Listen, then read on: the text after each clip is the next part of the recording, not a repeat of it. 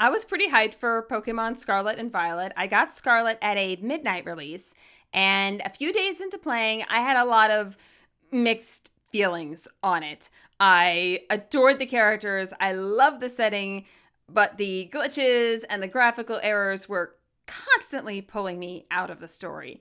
And when my patience had reached its peak on all of this, I thought, I'm a writer. What if the glitches and the errors were the story? So I went ahead and did that. Welcome to Penny Saves Paldea. So this video series is going to cover my own personal headcanon that every glitch and bug happening in Scarlet and Violet is actually seen by the main characters, and that they care enough to do something about it. There won't be any major plot spoilers in this first video, other than maybe Penny's team, but after that, all bets are off. You have been warned. I'll be starting the story with Penny just because I find her the most relatable. I mean, look at the storm. This is my happy place right here. But of course, I'll be adding other characters as the story progresses. I'll first review the glitches that I'll be covering in each chapter, and then I'll actually read the chapter. So with that in mind, let's get started. Glitch number 1 is our infamous slow-moving classroom. Video lag during the cutscenes happens several times in this game, but probably one of the most prominent examples is when your character goes to class for the first time. You see these kids hanging out at their desks, and they are moving at a few frames a second, and it is painful to watch. The second glitch I'll be using this time is the invisible bike lizard. The game likes to make Koraidon and Miraidon, depending on your version, fade from existence when they're too close to the camera. And sometimes they stay that way. Why, yes, this is always how I get to school. Why do you ask? And third glitch for this intro chapter is what I'm going to call Schrodinger's Pokemon. The game does not deal with Pokemon in the distance very well. Sometimes they'll move around in a weird way, and other times they'll just disappear or reappear based on where you're standing. This Fido here looks like he's magically going through the library wall and back again, and you know what? We're gonna build on that. Okay, I think that's enough fodder for an intro chapter, so I'm gonna pass the video over to Sim Penny. Let's get down to it, and I hope you enjoy. Penny leans back in her desk chair, the dorm-issued one that feels like it's been designed for kindergartners. It's inefficient and clunky, its remaining shelf life painfully uncertain. It's the perfect metaphor for everything in Paldea right now. Everything she can see. She pushes her glasses higher up the bridge of her nose and scrolls through the photos on her computer screen. The anomalies started as little things. A child swinging his legs under his desk, his movements slowing to a crawl, while his voice remained as quick and chipper as ever.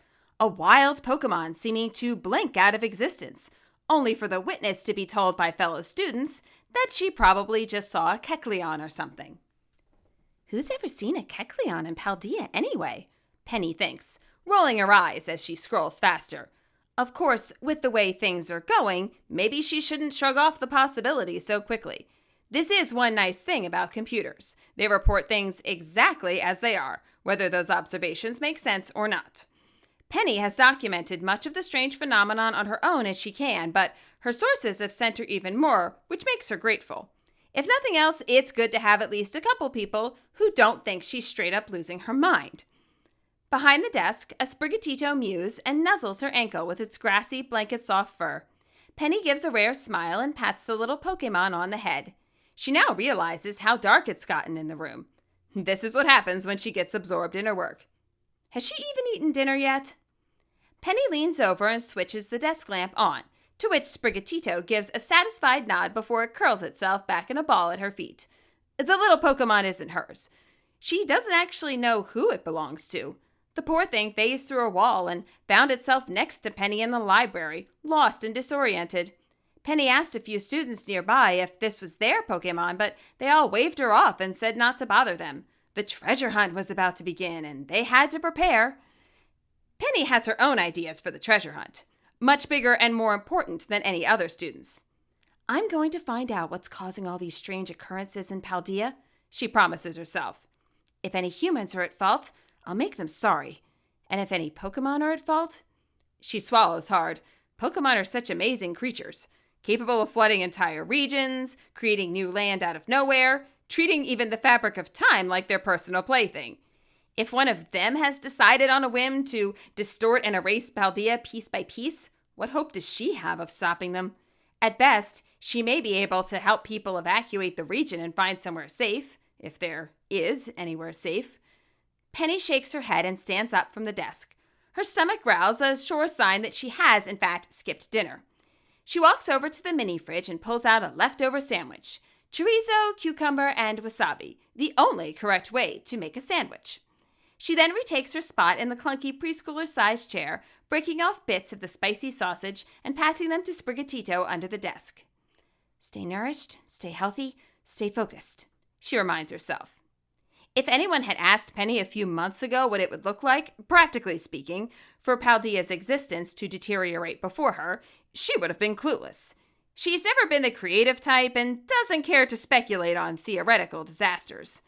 But all the strange events she's seen, Pokemon walking through objects, appearing and disappearing, humans and Pokemon moving like they're in some messed up stop-motion animation film, if that doesn't add up to a crumbling reality, she isn't sure what can. The other day, she even spotted the Academy's newest student, tucked up in a seated position as if riding a large bike and gliding through midair on absolutely nothing. No one responded, no one noticed. Everyone acted like this was a completely normal and acceptable event. Even among the students who admit to her that they've seen a few strange things lately, most of them pass it off. Pokemon are Pokemon. A few odd occurrences here and there doesn't equal cause for alarm. And isn't life at the Academy also wonderful? Who wants to get bogged down with worry when badges and treasure and adventure all wait at their metaphorical doorsteps? I'll put a stop to this, Penny thinks, taking an extra large bite of the sandwich and chewing with uncharacteristic gusto.